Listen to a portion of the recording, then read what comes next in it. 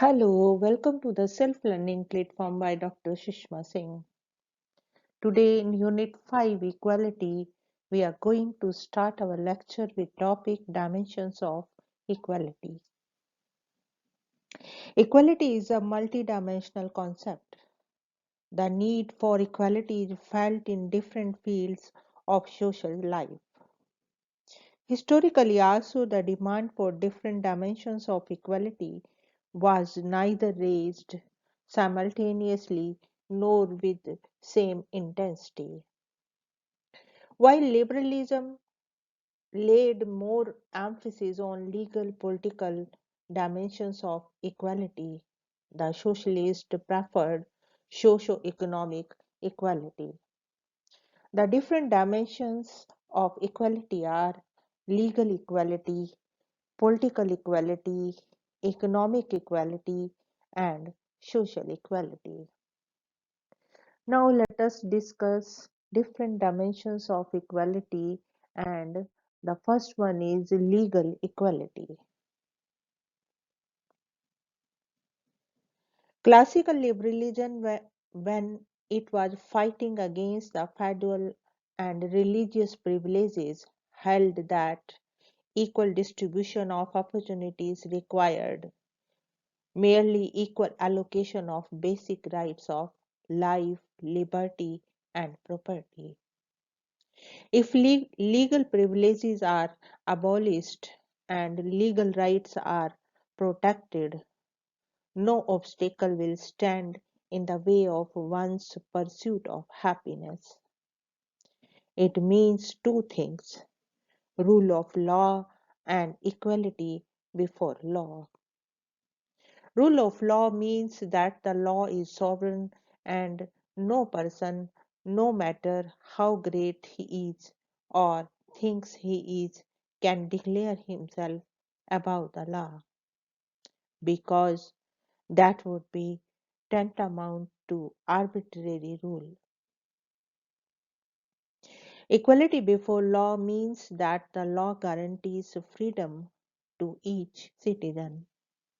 This is popularly explained as equality before law and equal protection of law. Now let us discuss the equality before law.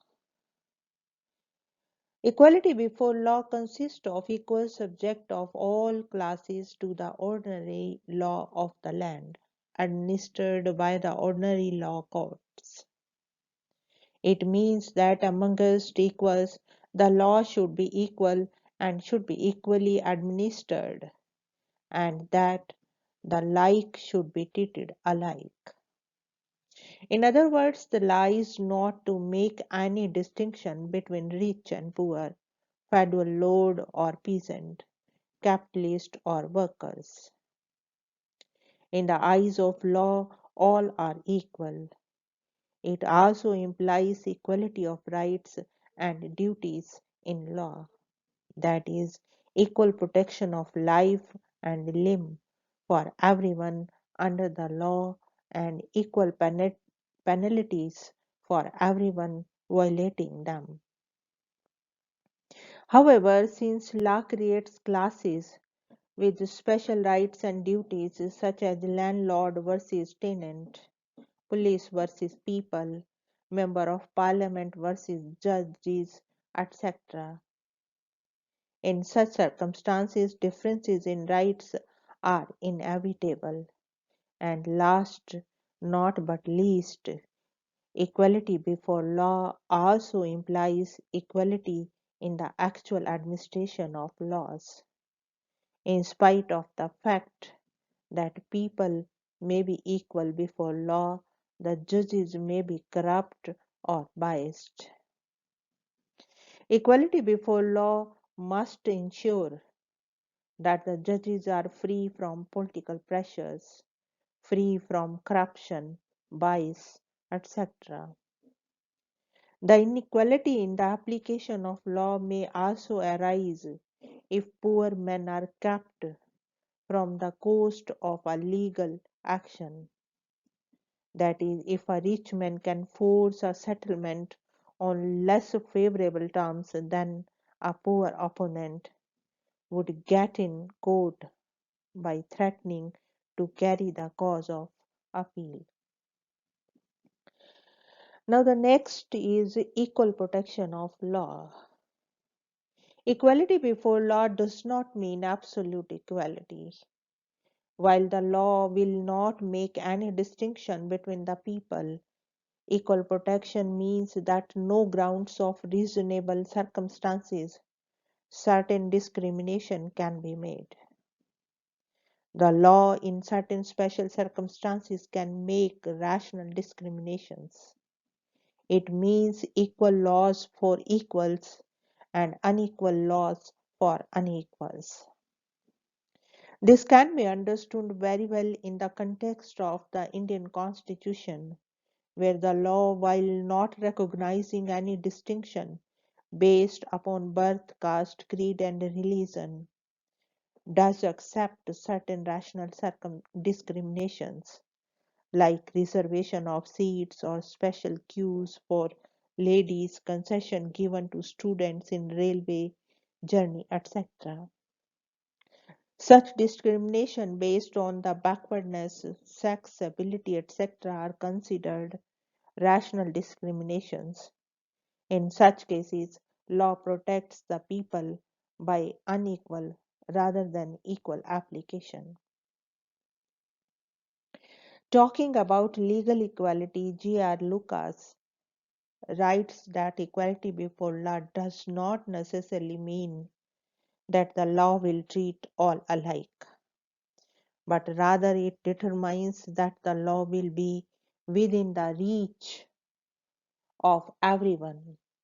In other words, nobody will be small enough that he will be unable to take the shelter of law, and nobody will be big enough that he will not be accountable to law.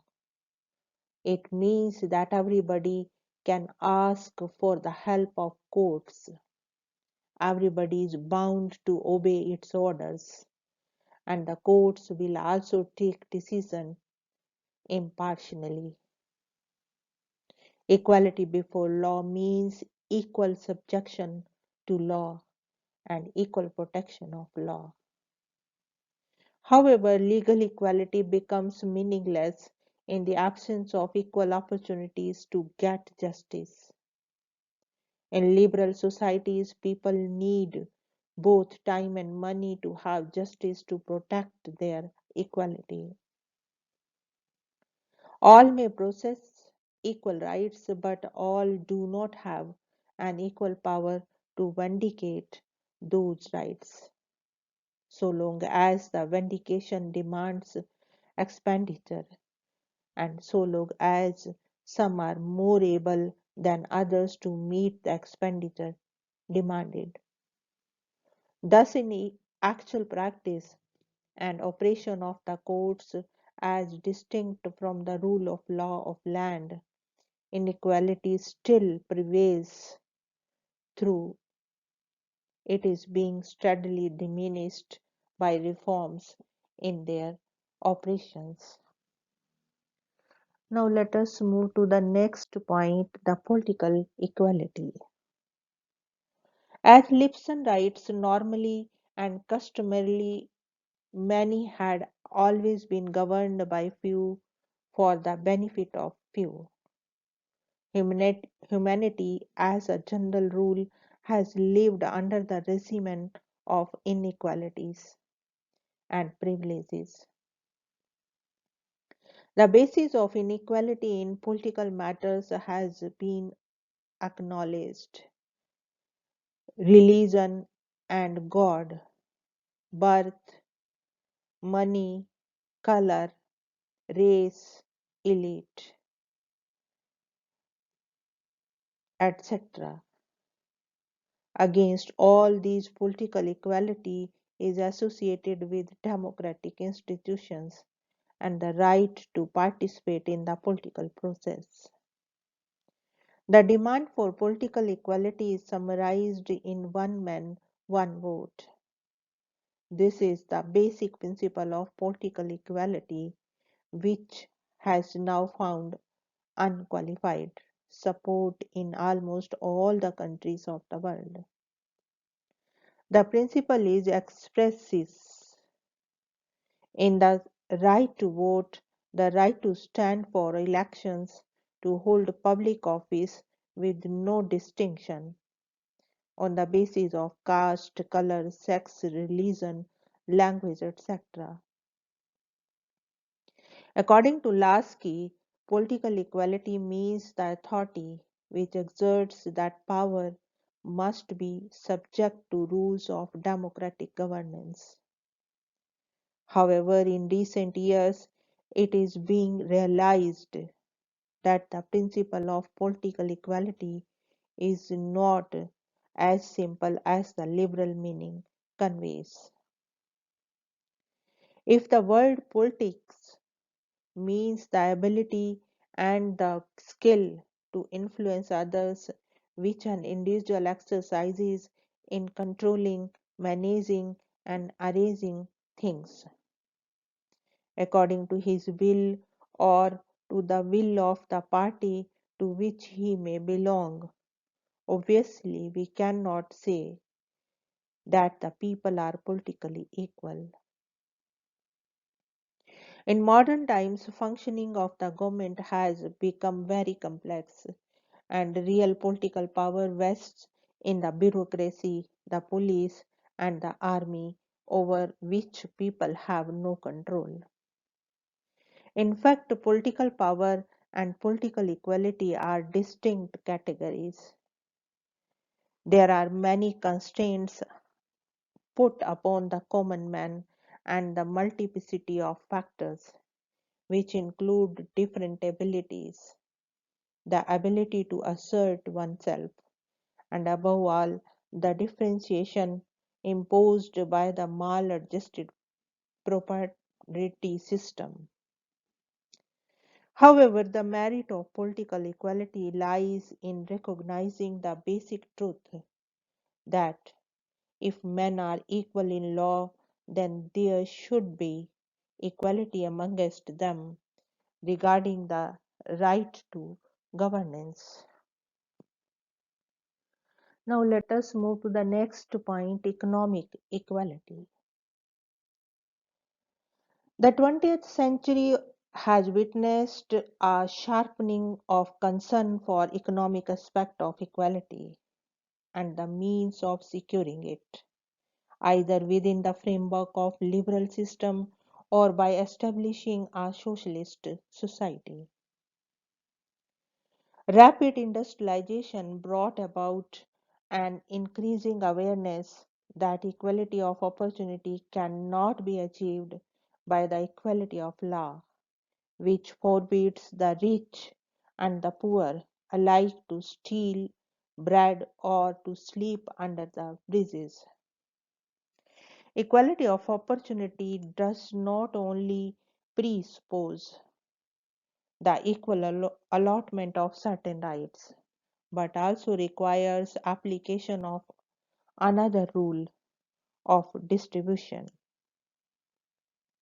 equality of satisfaction of certain basic needs. It means privileges for the economically underprivileged. As the Downey wrote, equality of opportunity is not simply a matter of legal equality. Its evidence depend not merely on the absence of disabilities but the presence of abilities. It obtains in so far as and only in so far as each member of community, whatever his birth or occupation or social position, possesses, in fact, and not merely inform equal chances of using to the full his natural endowments of physique, of character, and of intelligence. Early liberal meant by economic equality an equality of choosing one's trade or profession, irrespective of his caste, creed, or economic status. It was also understood as a freedom of contract, or that everybody is equal in so far as the contractual obligations are concerned. Many a time it was also understood as equalization of wealth and income. However, all these measures were considered insufficient. Explaining economic equality, Rousseau wrote, by equality we should understand that not the degree of power and riches be absolutely identical for everyone, but that no citizen be wealthy enough to buy another, and none poor enough to be forced to sell himself. Economic equality is concerned with the appropriation of goods to bring the poor to the general starting line. Law must compensate them for those initial disadvantages by means of social legislation and social services such as minimum wages, tax exemption, unemployment benefits, free public schooling, scholarship, etc. According to Lasky, economic equality is largely a problem of proportion. It means that the things without which life is meaningless must be accessible to all without distinction in degree of or kind. All men must eat and drink or obtain shelter. Equality involves up to the margin of sufficiency, identity of response for primary needs. The equal satisfaction of basic needs as a precondition for equality of opportunity does require economic equality, that is, reduction of extreme inequalities in the distribution of commodities. Economic equality is twofold. It is a matter of status and it is a matter of property and income. The matter of status raises the issue whether the state should seek to turn industrial production into something like a partnership of equals, and should introduce a system under which the directing and managing elements stand on an equal footing. With regard to property and income, the issue is what methods the state should seek to correct inequality in their distribution. The liberal state, through its policy of mixed economy, methods of differential taxation, regulation, and raising the wages by methods of social expenditure and other welfare sources, has been making corrections in the wide disparities of wealth. The state taxes the rich to provide welfare to the poor, while the liberal sociologists like Drendorf, Raymond Aron Lipset feel that through the extension of welfare services to all strata of society and redistribution of income and wealth through progressive taxation, the state has been able to lessen economic disparity and assure satisfaction of basic needs of all. Galbraith has gone to the extent of declaring that economic inequality has ceased to be an issue in men's mind in the Western democracies. However, the liberal sociologists feel that in spite of the fact that state action has resulted in greater diffusion of property, the permanent ownership of capital resources, and the disparity between rich and poor continues and is still greater. State action only touches the fringes of the problem. of finding a general system of its more equitable distribution. The state is yet to grapple with the problem of finding a general system of profit sharing. Now let us move to the next point, that is social equality. Social equality is concerned with the equality of opportunity for every individual for the development of his personality. It means abolition of all kinds of discrimination based upon caste, creed, religion, language, race, sex, education, etc. The cardinal question which confronts us today is how the state and its law should go to promote equality of different castes, classes, and races, emancipation of women so far as equality in property and voting rights is concerned, and equality of rights in the admission to educational institutions. Equality of races and colors denies that the class whose cause it champions is not inferior to any. Inferiority implies two considerations: the refusal to extend the principle of equal considerations to the class in question, such as the Negroes, black in South Africa, Jews, etc., and to prove the inferiority by means of dubious biological evidence that some races are superior to others.